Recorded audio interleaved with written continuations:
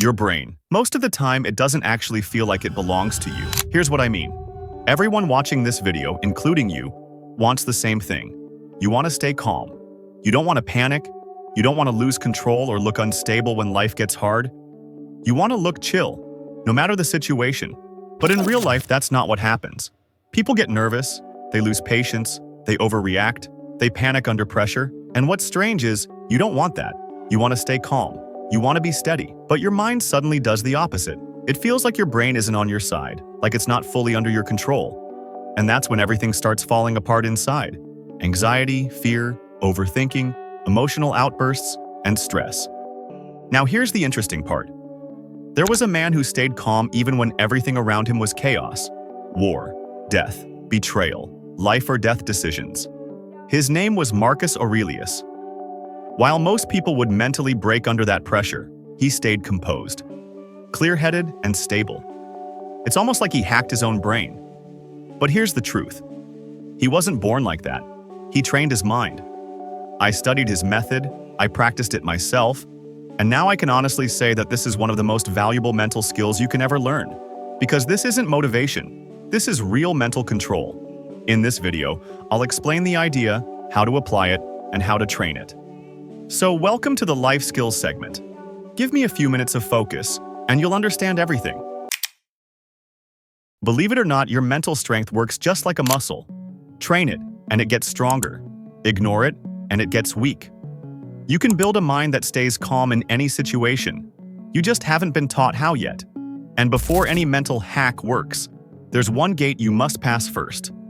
This concept is called the dichotomy of control. Some of you may have heard about it before, but listen carefully.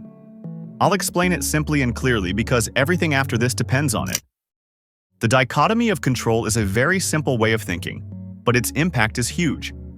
In this world, there are only two kinds of things. Things that are completely under your control, and things that are completely outside your control. No gray area. You don't control traffic. You don't control what people say about you. You don't control the national economy or random events. But you can control your thoughts, your reactions, and your effort. So, why does this matter so much? Because almost all stress comes from one fatal mistake. You waste energy trying to control things you can't control. You get tired. You get frustrated, but it changes nothing. Once you understand the dichotomy of control, you become the owner of your own mind. You know when to invest energy and when to step back and let go. That's mental efficiency. Now let's talk about how to practice this. Every time you feel anxious, angry, or emotionally overwhelmed, do these two things. First, identify the source. Ask yourself, is this under my control or not? Second, shift your focus. If the answer is outside your control, like being stuck in traffic, accept it immediately. No fighting it. Then ask yourself, okay, what can I do right now? You can't remove the traffic, but you can do something when there is traffic. You can listen to a podcast. You can learn something. You can stay calm. Acceptance isn't weakness, it's intelligence. But if the answer is inside your control, like panicking because you haven't finished your work, then that's where all your focus goes. Stop panicking and start working. By doing this again and again, you train your brain to focus only on actions that actually change reality. That's how you take control of your mind. And once you do that, you unlock the next level. The art of not caring. This doesn't mean becoming lazy or apathetic. It means choosing what deserves your emotional energy. There are two main sources of emotional pain. The first is a wounded ego. This is why criticism hurts so much. Someone comments on your work, and you immediately feel attacked. Your ego starts screaming, "I worked hard. How dare they say that?" Your brain is trying to protect your self-image. The second source is fear of failure. This is what creates anxiety and stage fright. You're about to speak in public and suddenly your heart races. Your brain doesn't want you to look stupid or fail in front of others. Both ego and anxiety are protection systems. But when they go too far, they turn into mental prisons. The only way out is acceptance. Accept that you might mess up. Accept that people might criticize you. Accept that you won't always look perfect. Once you stop fighting reality, you will stop suffering. This acceptance is the first level of not caring. You can sharpen this skill even more until almost nothing can shake you. And that's where the next mental technique comes in. It's called premeditatio malorum. This means preparing your mind for things to go wrong. This technique was practiced by Marcus Aurelius himself. Imagine this. He ruled Rome during its most chaotic time. War everywhere, plagues, and also betrayal. Yet he stayed calm. Every morning, he would imagine the worst possible outcomes. Today, I may meet dishonest people. I may be betrayed. I may fail. And he accepted those possibilities before they happened. These mental exercises were written in his private journal, now known as meditations. By imagining negative scenarios early, your brain builds mental immunity. When problems arrive, they don't shock you. You're already prepared.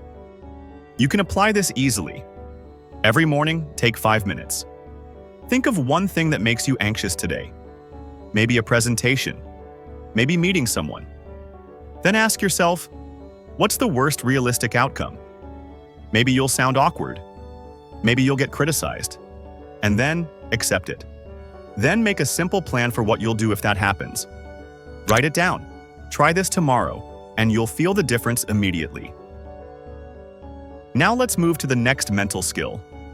This one doesn't just make you calmer, it makes you smarter. It's the idea of short-term and long-term thinking, explained in the book Thinking, Fast and Slow. Your brain has 2 modes. Fast thinking is automatic and emotional.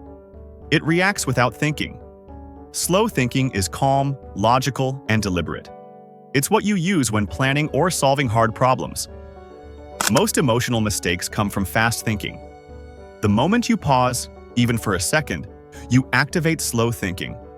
That pause gives you clarity, and clarity creates calm. When you practice these techniques, something else happens naturally. Real confidence appears. Not fake confidence. Not positive affirmations. Confidence built from proof. Every small situation you handle calmly becomes evidence. I've done this before. I can handle this. Those small wins stack up, and over time, you become mentally solid. Calm doesn't mean a life without problems. That's impossible. Calm means no matter how big the problem is, your mindset is bigger. Now the only thing left is practice. Force yourself to face discomfort. That's how the skill grows. I hope this knowledge turns into real action, not just mental entertainment. Stay strong, stay calm,